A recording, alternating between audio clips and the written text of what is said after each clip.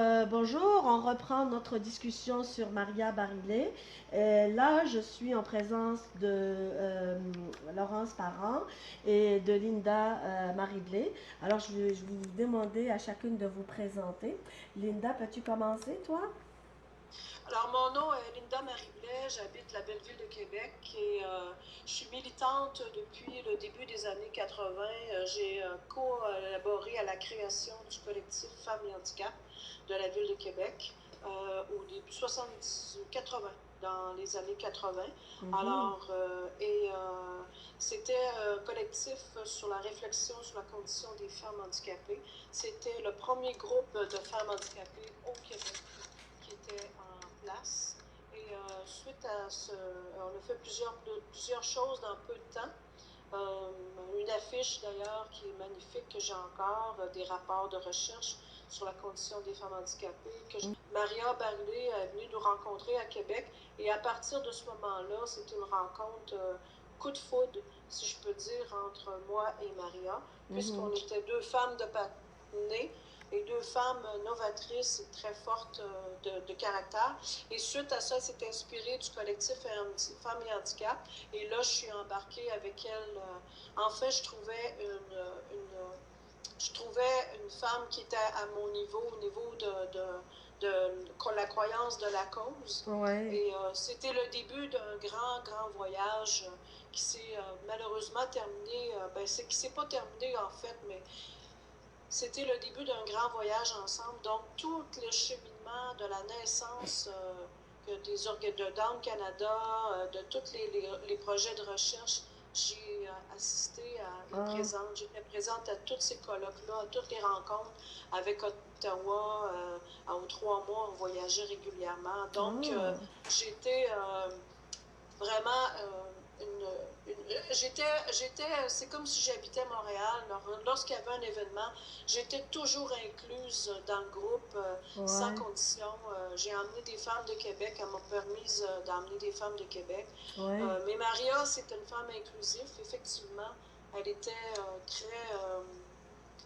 oui, c'est vrai, j'entendais tantôt, c'est une femme humble, mais elle savait très bien s'entourer.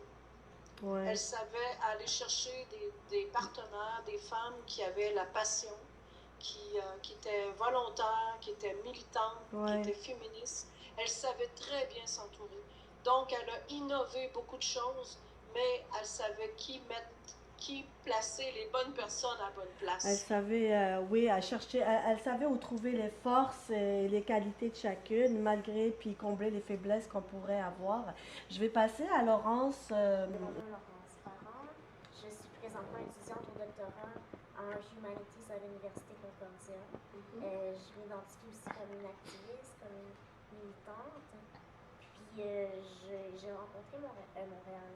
Maria, quelques années après mon arrivée à Montréal, je suis arrivée à Montréal en 2002 pour mes études, pour mon cégep. Puis je crois que j'ai rencontré Maria peut-être en 2004, quelque chose du genre. Ouais. Puis, ça a été une rencontre assez déterminante pour moi. J'essaie de me souvenir exactement c'est quand puis où on s'est vu. Mais Pour tu la étais première jeune, fois. hein? C'est tu Ouais, dis en c'est ça, 2004, j'avais là? peut-être 18, 19 ans. Et dans quelles circonstances tu l'as rencontrée? C'est ça, mon premier emploi d'été a été avec la table de groupe de femmes de Montréal, qui à l'époque n'avait pas des lieux accessibles. Okay. Et dans le fond, l'emploi que j'avais eu était de tenter de trouver un local accessible en fauteuil roulant pour la table de groupe de femmes. Je pense que c'est là que j'ai rencontré Maria, ou un peu avant, c'est pas clair. Mais rapidement, là, grâce à ça, j'ai rencontré Maria. Puis ensuite de ça, je crois que c'est l'été suivant, j'avais travaillé ici pour Action, dans un autre étage, là, dans un tout petit bureau. Ouais, ils étaient au deuxième étage. Ouais, c'est ça. Puis encore une fois, pour faire de la recherche, l'évaluation au niveau de l'accessibilité. Puis j'avais également fait un petit contrat au Collège d'Austin où Maria travaillait, un petit contrat de traduction. Donc, ouais, puis c'était une époque, dans le fond, parce que moi, avant de déménager à Montréal, la question du handicap, la question de la discrimination, c'est pas quelque chose avec lequel j'avais jamais appris ça à l'école. Même si je me déplace en fauteuil roulant, j'étais dans une école régulière, donc j'avais toujours été la seule personne handicapée, Ouais, tu sais, ouais. de la petite classe. Mhm. En arrivant à Montréal, mais ça a été quand même très difficile parce que c'est là que j'ai comme plus saisi ce que ça voulait dire de vivre en situation de handicap. Ah, Là. d'accord. Parce que dans le transport qui n'est pas accessible, premier obstacle là, pour se rendre à l'école. Donc c'était vraiment dans une période où je constatais qu'il y avait des obstacles, où j'avais également vécu de la discrimination au niveau de l'emploi. Ouais. Parce qu'avant d'avoir l'emploi à la table de groupe de femmes, j'avais postulé pour un poste à la ville, un emploi d'été vraiment tout bête. Ben, pas tout bête, mais je veux dire un emploi étudiant d'été qui ne demandait pas beaucoup de qualifications. Mais dès que je suis rentrée dans le bureau, on m'avait dit avoir su, je t'aurais pas appelé. Oh mon Dieu, déjà. Ça a commencé, mais c'est ça. Mais tu sais même pas ce que c'est que la discrimination à cette époque-là. Donc c'est à ce moment-là où je savais pas trop mettre les mots sur ce que je vivais que j'ai rencontré Maria. Puis elle, ben c'est ça, comme tout le monde va le dire, quelqu'un de très accessible, qui avait vu avant que moi je le vois, que j'avais probablement un potentiel intérêt, puis quelque chose à apporter, j'imagine. Oui, qu'elle l'a vu avant moi, ouais, c'est ça. Ouais. Puis c'est vraiment elle qui m'a initiée, puis aussi peut-être, j'avais aussi commencé à m'impliquer à l'association des personnes de petite taille. Donc je connaissais déjà quelques groupes, mais c'est vraiment avec Maria où le déclic plus politique s'est fait. Parce que c'est une chose d'être impliqué, je pense que tu peux être impliqué dans le milieu de la défense des droits sans allumer nécessairement sur la perspective plus critique, plus politique. Puis Maria, qui elle comprenait très bien les multiples formes de discrimination par rapport au genre, notamment, tu sais, j'avais pas. Tu ne voyais pas de cette façon-là. Non, c'est ça, vraiment pas. Donc, ça a été beaucoup de belles rencontres vraiment déterminantes. En fait, je pourrais dire un peu comme une des personnes qui m'a vraiment donné une première chance. Oui, oui. Moi, je ça trouve ça. Ma petite introduction. Ben, c'est extraordinaire parce que tu vois, on voit deux générations presque, là, parce que tu arrives.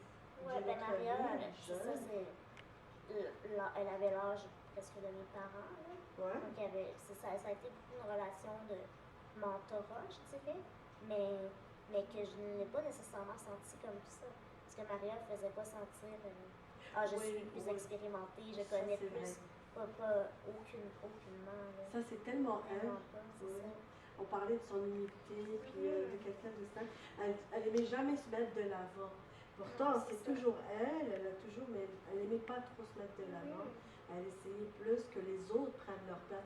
C'est ce que tu disais, Linda, hein, c'est que, par exemple, elle vous a permis aussi, en tant que femme, de prendre votre place aussi, ne serait-ce que par la participation à des manifestations, des rencontres avec d'autres groupes, puis le fait de voyager, de sortir aussi de son environnement, puis d'aller faire de l'activisme ailleurs, puis de dire oui, je prends ma place. C'est une façon de donner cet empowerment aux femmes, là, parce que nous, on peut participer dans le développement de la société aussi. On n'est pas juste là comme des actrices. Hein. C'est ce que tu expliquais un petit peu, Linda. Absolument, absolument. Je pense que c'était sa reconnaissance à elle, parce que tantôt tu parlais qu'elle n'avait pas, elle avait pas eu de reconnaissance. Ouais. Moi, je pense qu'elle avait beaucoup reçu la reconnaissance de toutes les femmes avec qui elle travaillait, avec qui elle était en contact. Chaque femme avec qui elle était en contact, c'était unique. Alors, on se sentait unique, il y avait un échange d'amour inconditionnel, il y avait un échange de complicité, de support émotionnel que j'ai rarement vu. J'ai jamais ressenti ça ailleurs, sans jugement. Elle avait vraiment un amour inconditionnel sur la cause des femmes et qui était aussi la sienne, parce qu'il ne faut pas oublier que Maria, c'est vrai qu'elle est immigrante, elle avait une surdité, elle avait toutes sortes de handicaps cachés, là, non apparents, je veux dire, qu'on ne sait pas trop, sa santé, ses allergies, sa surdité, elle parlait l'italien, l'anglais, le langage des sourds, puis elle se débrouillait en français. Il fallait vraiment qu'elle ait un amour inconditionnel pour la cause des femmes. Puis il ne faut Oui. pas oublier qu'elle a toute sa culture italienne aussi, Oui, qui est tout à fait, oui. pas féministe tellement, on s'entend. Oui, oui. Donc, c'est tout ça aussi que je trouvais assez exceptionnel. Il y a tout l'aspect aussi qu'elle était innovatrice, volontaire, très créatrice. C'est une femme aimante qui était forte, qui était inclusive. Oui.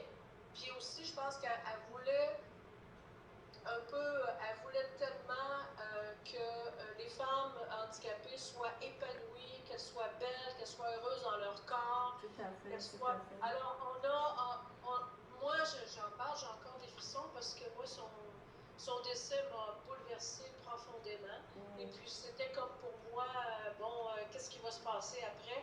Parce que des femmes de cet ordre-là, il n'y en a pas beaucoup. Parce qu'il n'y en a pas beaucoup.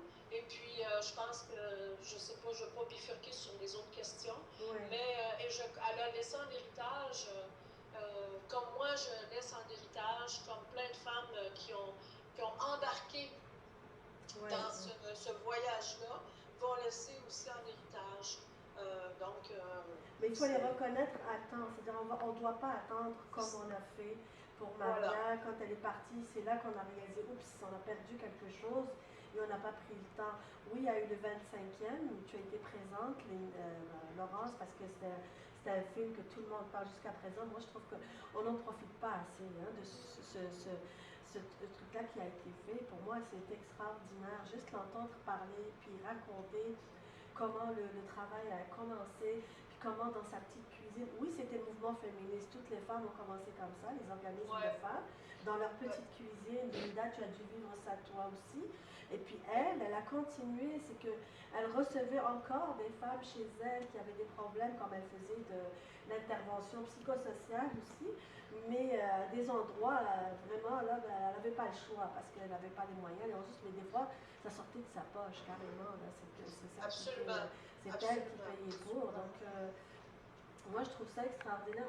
Mais j'aimerais qu'on parle un peu plus. Par exemple, toi, Laurence, vu ton jeune âge, vu que tu as commencé, comme tu dis, ça a été le déclic avec Maria. Donc, la suite, c'est-à-dire, on voit qu'il y a eu un impact. La rencontre avec Maria, cet impact-là, comment tu le définis? Qu'est-ce que ça a donné par la suite? Avant, je vais juste rajouter un petit quelque chose sur ce que Linda a dit. Oui. Quand on parlait de toutes les langues qu'elle maîtrisait, tout ça. Oui, l'ouverture, la générosité, tout ça, mais beaucoup vive intelligence. Oui. Qui n'est pas donné à tout le monde. Tout à fait. Tu sais, vraiment de maîtriser ces langues-là avec la surdité également, avec l'accès aussi à l'éducation, qu'à son époque, c'était encore plus difficile qu'à mon époque. Donc, c'était quelqu'un qui avait une intelligence qui lui permettait, je veux dire, d'accomplir ses études.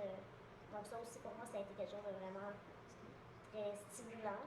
Elle était très, très vive. En fait, je peux continuer en disant que moi, c'est ça, j'ai commencé à m'impliquer, à faire aussi plus de recherche que Maria, c'est ça.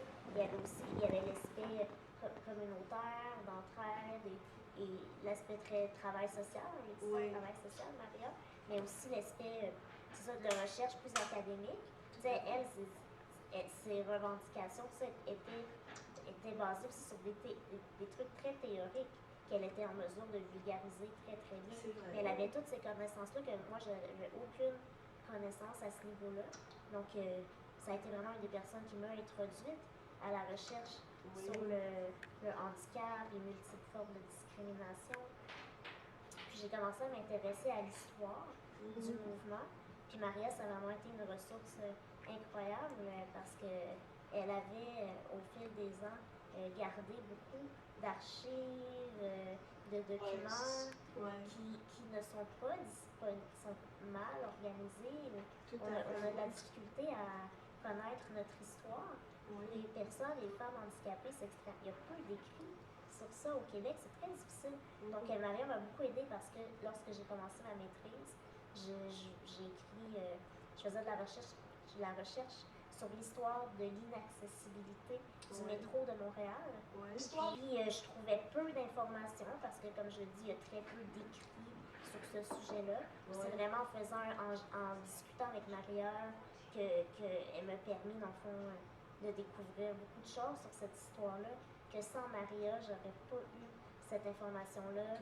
Et Maria, elle avait gardé, en 1988, il y avait eu une manifestation à Montréal, majoritairement des activistes américains des États-Unis qui étaient venus à Montréal. Puis avant de venir, il avait contacté des organismes à Montréal, donc le RUTA de Montréal, pour leur demander est-ce que vous voulez venir avec nous à la manifestation, on vient à Montréal, parce qu'il y avait une conférence internationale à Montréal. C'est pour ça que les gens des Américains venaient à Montréal manifester. Puis Maria a été une des seules à répondre à l'invitation de ces activistes-là. Parce qu'il y avait des groupes, notamment le RUTA, qui avaient peur de se joindre à une manifestation, parce qu'à cette époque-là, où on commence à avoir des gains, on veut pas perdre notre transport, on veut pas blablabla. Donc Maria est extrêmement courageuse et extrêmement aussi, je crois, comme je disais tantôt, intelligente, de faire comme non, elle comprenait la game politique qui est plus compliquée que ça. Elle s'est jointe à ces activistes-là, elle a manifesté, elle est allée en prison, Maria. Ben oui, elle s'est fait arrêter. Il y a des photos là-dessus, là. Oui. Et elle était aussi avec Anita Mattison, qui était toujours une membre, je crois, ici. Une des membres fondatrices. Non, elle n'était pas fondatrice, mais ça fait longtemps qu'elle est impliquée parce qu'elle était là en 88 avec Maria dans le métro. Puis très peu, je pense, comme 3-4 Québécois là, qui avaient participé à ces manifs-là. Bref, Maria avait enregistré tous les reportages qui avaient eu lieu à ce moment-là pour couvrir ces manifs-là. Puis elle m'avait donné la cassette VHS avec tous ces reportages-là que j'aurais pas eu accès autrement. Donc, qui a vraiment beaucoup influencé ma recherche. Donc, ça, c'était majeur. Puis, c'est ça, suite à ça, quand je suis revenue à Montréal après ma maîtrise, j'ai rencontré Linda Gauthier, qui faisait de la défense des droits vraiment de terrain, là, individuellement, avec la Commission des droits de la personne. C'était comme quelque chose que je n'avais pas expérimenté encore. Puis rapidement, on s'est dit, on devrait s'organiser, puis créer, fonder quelque chose. Puis on cherchait des gens qui pouvaient être intéressés. Moi, genre, Maria, tu sais, elle serait sûrement intéressée. Puis Maria, sans hésitation, elle s'était jointe, puis elle avait beaucoup d'expérience, évidemment, dans qu'est-ce que ça signifie de créer un organisme. Parce qu'elle a eu l'expérience. Ben oui, avec puis des expériences difficiles. Tout à fait. Ça n'a jamais été facile. T'sais. Non. Mais même malgré les difficultés, elle a accepté encore une fois de s'engager puis de débuter. C'est avec pour le rappeler. Oui, pour le rappeler, parce que je n'ai pas nommé. Donc Maria est une des membres fondatrices du Rapplique. Même si elle travaillait à Dawson, qu'elle avait plein d'autres occupations avec sa mère aussi, on s'occupait. Elle était une aidante. C'était une aidante naturelle. Elle vivait sa vie, sa carrière et tout, mais quand même elle s'occupait de sa mère malgré son handicap à elle aussi. Donc elle s'en occupait, oui, c'est ça, elle était très présente. Mais ce que tu viens de dire par rapport à la manifestation, quand je parlais à son frère Bernardo, qui a témoigné, il disait que c'était le choc pour sa famille aussi, parce que son père disait comment ça, moi j'ai 2 garçons, mais c'est la fille qu'on trouve en prison. Là, ils étaient quand même, mais ils l'ont tellement encouragée, là, c'était la seule, je ne sais pas si tu sais, mais elle a été autodidacte, hein. Comme j'expliquais tout à l'heure, à 18 ans, on lui a dit que c'était fini, qu'elle ne pouvait pas aller plus loin dans ses études, mais elle a travaillé par correspondance et tout ça pour arriver à faire des maîtrises. Et jusqu'à la fin de sa vie, là, elle continuait à avoir, d'ailleurs, elle a eu un diplôme posthume le dernier Manchester, oui, ils lui ont donné quand même un diplôme, parce qu'ils étaient tellement attristés de ça. Et je sais que l'accessibilité universelle, c'était son dada. Oui, le design. Oui, c'est ça, c'est son travail qu'elle a pas terminé, puis ça me faisait tellement... Donc, on voit que ça a eu un impact. C'est grâce à elle, d'une certaine façon, que vraiment, tu as eu cette conscience-là d'activisme politique surtout. Est-ce que pour toi, ça a été la même chose, Linda? Toi, tu avais déjà commencé, mais l'impact de cette rencontre-là, est-ce que tu l'as senti encore plus fort? Tu disais que c'était vraiment un amour inconditionnel, mais par la suite, qu'est-ce que ça a fait pour toi, dans ton cheminement personnel? Moi, quand le cheminement personnel, c'est que je venais de trouver une partenaire qui était aussi passionnée que moi. Fait que je venais de trouver une coéquipière. C'est ça que l'impact que ça a eu. Tu sais, je me sentais moins seule. Même si moi, j'ai œuvré à Québec, puis elle œuvrait à Montréal, elle m'a inclus quand même dans le mouvement pan-canadien ou lorsqu'on a créé dans le Canada où j'étais présente. Donc, ça, c'est pas rien. Et à partir de ce moment-là, je l'ai suivi partout, toutes les conférences, tous les comités de rencontres qu'on a fait à Ottawa pendant des années. J'étais toujours là. J'ai toujours été présente. Donc, c'est déjà commencé. Mais j'avais une partenaire, quelqu'un avec qui je pouvais partager mes préoccupations, ma philosophie, mes craintes, mes peurs, comment faire, où est-ce qu'on s'en va avec ça. Donc, tu sais, l'impact a été majeur pour moi dans le sens que je n'étais plus seule à croire à la cause. Tu n'étais plus seule. Est-ce que tu penses, parce que toi, tu as commencé quand même dans le mouvement féministe, mais tu te sentais seule, parce que tu étais handicapée? Le collectif Famille Handicap, on était des femmes handicapées, des femmes pas handicapées.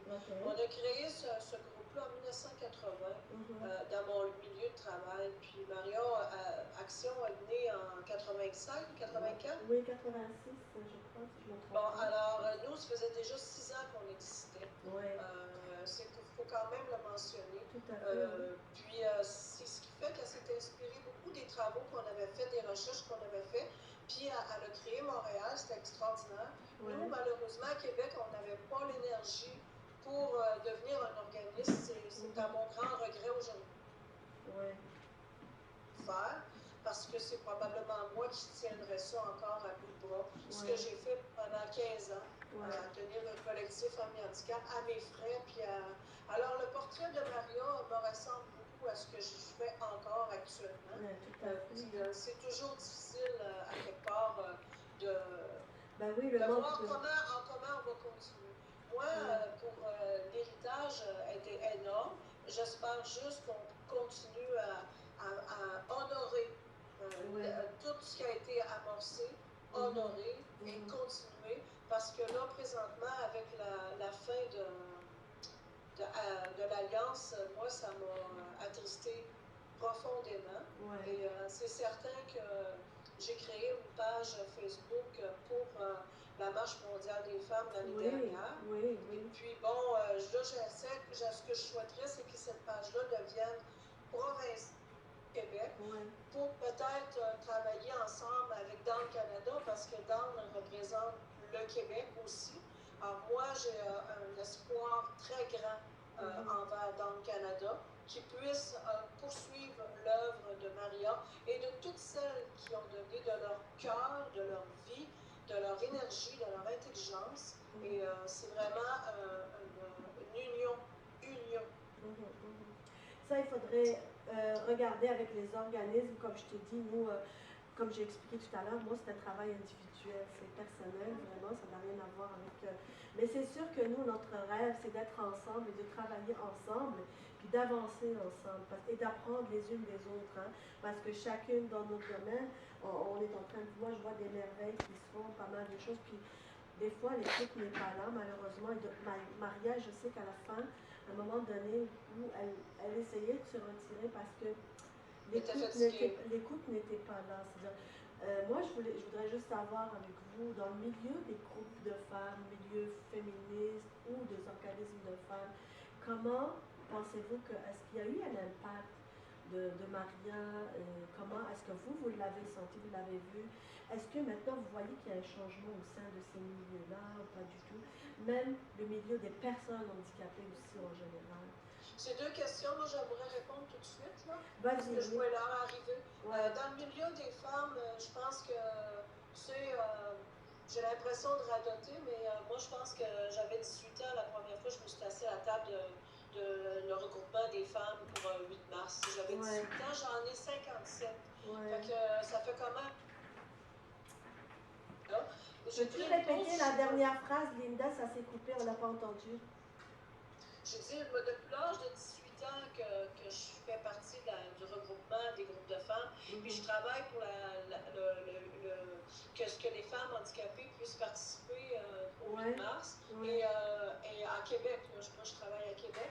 Et puis c'était la même chose avec Maria, ce qu'elle a fait à Montréal, c'est la même affaire. Et la difficulté qu'on a, c'est des deux côtés. C'est la difficulté que les groupes de femmes ont beaucoup, à mon sens, à ma vision, de la difficulté à handicapées. Et parallèlement à ça, les femmes handicapées ont de la difficulté aussi à intégrer la dimension féministe. Une tâche, une prise de conscience supplémentaire qui fait en sorte que c'est pas évident. Puis il y a beaucoup de préjugés sur le monde féministe, malgré qu'il y a beaucoup d'hommes qui sont féministes et qu'elles ne le savent même pas. Mais tu sais, il y a beaucoup de choses. Ça, c'est une chose. Le milieu des personnes handicapées, c'est très, très, très, très difficile parce que c'est pas un milieu féministe. La cause des femmes, c'est pas tellement une priorité, c'est pas du tout une priorité. Et aussi, les femmes handicapées qui sont dans les groupes de personnes handicapées, elles travaillent pas avec leur identité féminine. Elles travaillent avec leur identité handicapée, ce qui fait qu'elles vont travailler sur le transport, sur l'accessibilité, sur ci, sur ça. Donc, toute la dimension féminine, elle est escamotée. Moi, j'ai tenté de le faire, c'est très difficile, puis aussi, il y a toujours, il faut que tu sois plusieurs pour qu'à un moment donné, qu'il y ait un mouvement de changement. D'où là, moi, je tiens encore vivant ma page Facebook pour juste informer, juste comme partager de l'information, ça coûte rien, puis je souhaite que tout le monde puisse, aussitôt que partager, puis quand je vois quelque chose d'intéressant, qui touche principalement la dimension des femmes handicapées, je le repartage à toutes les femmes, parce que ma page est uniquement des femmes handicapées. Oui, j'ai vu ça et je trouve ça très, très, très intéressant, très riche. Donc, c'est ça. Donc, ce qui fait qu'il y a beaucoup de travail à faire des deux côtés. Puis, une autre chose aussi, je pense que toute l'œuvre... Veux-tu répéter la... Toute l'œuvre que Maria a innové, a travaillé, toutes ces archives, il faut, à mon sens, absolument, quitte à recréer un autre projet, que ce soit numérisé, que ce soit accessible sur une page, à quelque part, qu'on puisse avoir accès à tout ce qui a été fait. Parce que là, présentement, avec la conjoncture économique, avec le gouvernement qui coupe des organismes, on va perdre tout ça. Et là, c'est peut-être ça, en ce moment, qui est la priorité, là, pour pas que ce soit dans les oublis. Puis je pense que Laurence, tantôt... es-tu encore là, Laurence? Oui, elle est là, elle t'écoute. OK. Laurence, quand elle a mentionné que l'histoire des femmes handicapées n'est pas écrite, puis tu as raison, j'en parle, j'ai des frissons. Puis je suis très émue en ce moment parce que il ne faudrait vraiment pas que le décès, tout le travail et le décès de Maria soit perdu. Elle a consacré sa vie, là, toute sa vie. Alors, je pense que tout le monde doit mettre, entre guillemets, la main à la pâte pour honorer, mais en même temps, il y a plein de choses qui n'ont pas été faites, qui ont été dites. Il y a des rapports de recherche qui ont été faits, qui n'ont pas été rendus. Moi, je travaille encore avec le programme de dépistage cancer du sein pour faire un protocole d'accueil pour les femmes handicapées. Là, tu sais, je travaille. Il y a toutes les gynécologues, tu sais, j'ai des copines qui sont décédées de cancer des ovaires. Parce que jamais dans leur vie, elles ont passé un examen gynécologique. Tout à fait. Alors, tu sais, il y a des choses aberrantes qu'on disait il y a 30 quelques années, Maria et moi, devant un café à Toronto, n'importe où, au Canada, on s'est promené partout. Puis on se disait, ça n'a pas de bon sens, c'est incroyable. Alors, c'est encore comme ça. Aujourd'hui. Ça existe encore comme ça. Exact. L'année dernière, sur ma page Facebook, violence conjugale, une qui a fait une tentative de suicide. Alors moi, là, je suis pas... les maisons d'hébergement ne sont pas accessibles. Ouais. Les centres de femmes ne sont pas accessibles. Pourtant, bien subventionnés par le gouvernement. Alors, c'est toutes ces choses-là, c'est complètement épouvantable. Et je crois vraiment qu'il y a encore beaucoup de travail à faire. Mais on a besoin de toutes, d'être ensemble. Oui, oui, des énergies de toutes, là. C'est pas juste Exactement. travailler en Exactement. silo. Exact. Je vais demander à Laurence de renchérir. Exact.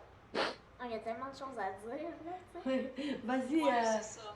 Oui, vas-y avec ce que Ben, tu... mettons, si on revient à la question des femmes dans le milieu, est-ce Ouais. que le mouvement des femmes... Est-ce qu'il y a eu un est-ce que- impact? je pense que oui, définitivement, il y a eu un Ouais. impact. Parce que selon ce que Maria me disait, je veux dire, dans les années 80, c'était juste pas sur la table. Ouais. C'était exclusion totale. Là. Puis maintenant, tu sais, ça change, ça a un peu changé. Tu sais, Ouais. on va parler de capacitisme, on commence à amener des choses comme ça. Il y a eu des femmes handicapées qui ont eu des occasions justement de participer à Marche mondiale. Le fait qu'Action des femmes handicapées existe ne peut pas être nié complètement de la FFQ. Tu sais. C'est pas parce qu'ils ont peut-être ils ont souvent agi comme si ça n'existait pas, hein, encore aujourd'hui des fois, mais ça a changé, ça a mis une certaine pression. Je me souviens en 2010, au rappelé qu'on avait fait une espèce de journée où on évaluait l'accessibilité de certains commerces, puis Françoise David, qui, à l'époque, je ne sais pas si elle était députée à cette époque-là, en 2010. Non, elle n'était pas encore députée. Mais elle était rendue en politique provinciale, même si elle était peut-être officiellement élue. Mais elle était présidente de la FFQ lors de la première marche mondiale. Hein, Le pain des roses. Le pain des roses. Donc elle connaissait Maria, parce que Maria était là cette journée-là, Françoise David était là, puis je me souviens, Françoise David, elle était allée voir Maria, puis elle lui avait dit quelque chose dans le genre, ouais, à l'époque, elle avait reconnu qu'à l'époque, elle n'avait pas compris que Maria, elle était là et d'autres femmes étaient là pour revendiquer, puis elle n'avait pas compris, puis que maintenant, avec le temps, ou avec, je ne sais, le travail qui avait été fait, je présume, que là, elle comprenait mieux. C'est déjà ça. Ça avait été un moment quand même spécial, là, pour Maria de recevoir ça, qui est positif, mais en même temps qui est comme... Enfin, quelques années plus tard. C'est ça, pas évident. Je sais qu'encore aujourd'hui, c'est très difficile pour les femmes handicapées de participer dans le mouvement des femmes. Par rapport au milieu des personnes handicapées, je suis tout à fait d'accord avec ce que Linda dit. Même moi, je parle plus de personnes handicapées, de m'identifier comme femme handicapée, ça demeure difficile. Je ne prétendrai pas le contraire. Là, ça demeure très, très difficile de mettre cette identité-là en avant pour toutes sortes de raisons. Parce que de vivre ce côté-là de nous, comme ce que Maria disait dans les années 80, ça demeure difficile. Ça demeure difficile de voir, OK, je ne peux pas me déplacer en transport. Qu'est-ce qu'il y a de... Où est la dimension de genre dans ça? Il y en a une, mais il faut vraiment y réfléchir, il faut se reconnaître, puis on sait, le discours féministe dans la société, dans le milieu des personnes handicapées, c'est pas un discours qui est bien reçu. Il y a énormément de machisme dans le milieu des personnes handicapées. Il y a beaucoup, malgré qu'il y a énormément de femmes qui travaillent et qui sont impliquées. On est majoritaire, donc déjà en tant que personne handicapée, les femmes sont majoritaires. Il y a plus de femmes qui vivent en situation de handicap que d'hommes. Même dans les organismes, il y a des femmes. Oui. Mais le côté femme, comme Linda le disait, est souvent mis de côté. Je le vis même moi-même. C'est difficile. C'est aussi parce que je pense que malgré tout, on est encore à une époque où on vit tellement de discrimination et d'obstacles que c'est comme si on avait du mal à arriver à l'autre étape. J'aimerais ça pas devoir me battre pour prendre un autobus, mais c'est encore ça mon combat. Fait que dans ce temps-là, ça devient difficile d'aller à l'autre étape. Mais je sais que tout doit venir ensemble, mais ça demeure Ça me Tu marche dois difficile. hiérarchiser tes combats ou prioriser Oui, tes C'est combats. ça, exact. C'est Ouais, Là, je exact. suis dans la survie, je dois prendre un transport.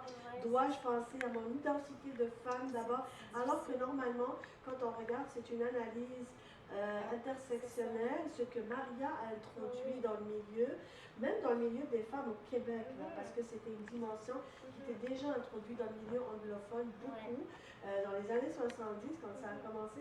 Mais dans le milieu francophone, ça ne l'était pas. Hein. Yes, Si, c'est ça. quand on voit que le FFQ n'a voté ça qu'il y a 3 ou 4 ans seulement, Mhm. l'analyse intersectionnelle, alors que Maria, c'était déjà là, Mhm. avec Action, avec tout le travail qu'elle faisait, avec toujours ce cadre-là qui était regardé. Maintenant, même, on essaie, quand on va au niveau du gouvernement, c'est juste l'analyse différenciée selon les sectes qui a été introduite il y a juste quelques années. Là. Maintenant, pour leur dire, pensez à une analyse féministe, intersectionnelle, c'est tout un combat et c'est tout un travail. Et je pense que